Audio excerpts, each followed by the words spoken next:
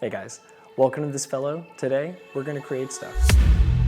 Listen, listen, there's something I must confide. I know I said that it'd be fine. I know I made it look like it'd be alright, but I think I learned my lesson, and I'm not gonna let you out of my sight. You can call me killer, 'cause I'll bring you to the light. And it might taste bitter when you're answering to God.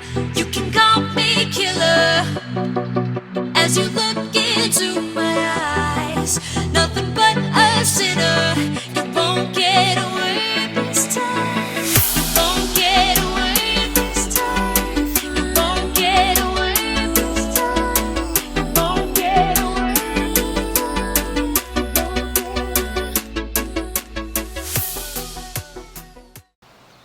Walking into Alice Head Park right now, and I'm gonna try to get some hyperlapse films for you guys.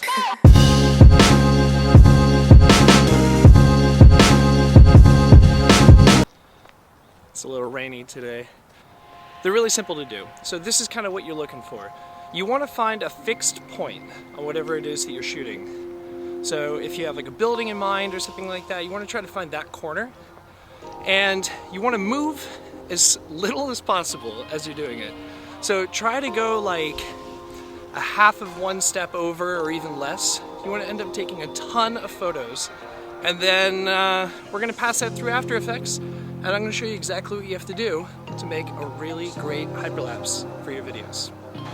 It's raining a lot right now, so I'm trying to find the best possible time to even go out here and do this.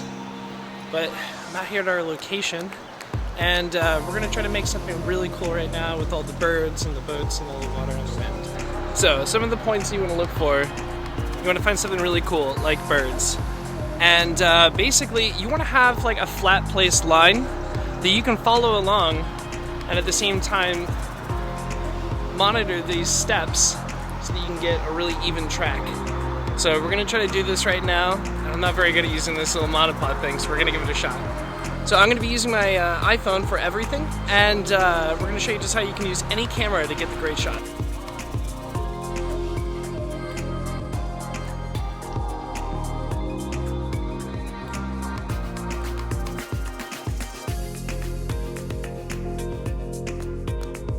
And I just wanted to kind of show you guys that it's a really simple process, and it really takes your content up to like a new level. So all you have to really do is just have a little bit of patience, a little bit of time, find a fixed point on whatever it is you want to shoot, and then just follow that along. There's even an example that I used in the video that I posted at the beginning, where I found a carousel at nighttime, and I decided to go around a corner and then come back up to it really close. And as long as you have that fixed point, you can usually make anything happen. And it just takes a little bit of love and care from your post-production. So I'm going to show you guys how to do that as well. I use After Effects for a little bit of the stabilization, and also Lightroom to do my color correction and grading. So let's go see how we do that.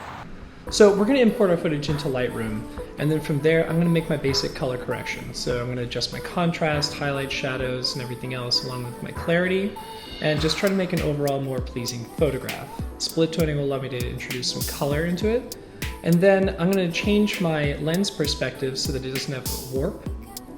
Then from there I can basically go up and start using the graduated filter so I can introduce a little more dynamic range into the sky and even into the floor as well. And it's pretty much the same process as the basic color correction and grading. So then you're going to highlight everything, and you're going to hit the sync button, which is going to apply the same color correction and grading that you did on that first photograph to every single photo that you have highlighted. Then from there you can actually save it and put it into an appropriate folder and change the scaling options for your photo. So once everything is exported, go into After Effects and begin to import the footage. Because it's a photo sequence, you only have to actually select one photo, but if you're not really sure if you have it set up that way, click the Options tab and then make sure that you also select JPEG sequence. From there I changed my bit channel ratio from 8 to 16 to add a little more information in there. Then I drag my footage into a new composition, and once it's rendered, then I can RAM preview it and see how it's going to look uncorrected.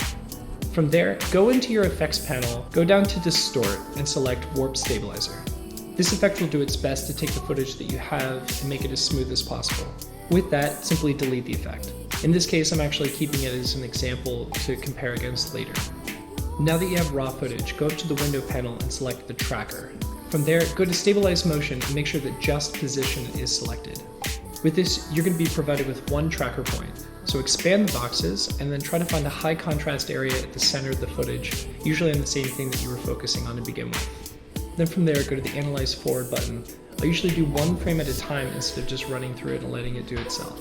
Because the position key is so important, you want to make sure that every single point is always on the exact same spot. So doing it individually with one point at a time is actually the best way to get that result. When you've completed going through your entire clip, hit the apply button and then make sure that X and Y is selected because that's your horizontal and vertical plane.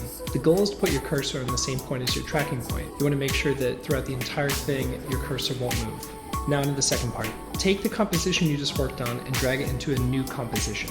We're going to repeat the same process, but this time only doing the rotation button. You're going to be given 2 tracking points, so make sure that they're in a vertical plane in the center of the footage that you can easily track as well. I find after position is already established that the rotation aspect is going to hold pretty well, so I hit Analyze Forward and I just let it automatically go through, making adjustments if I need to along the way.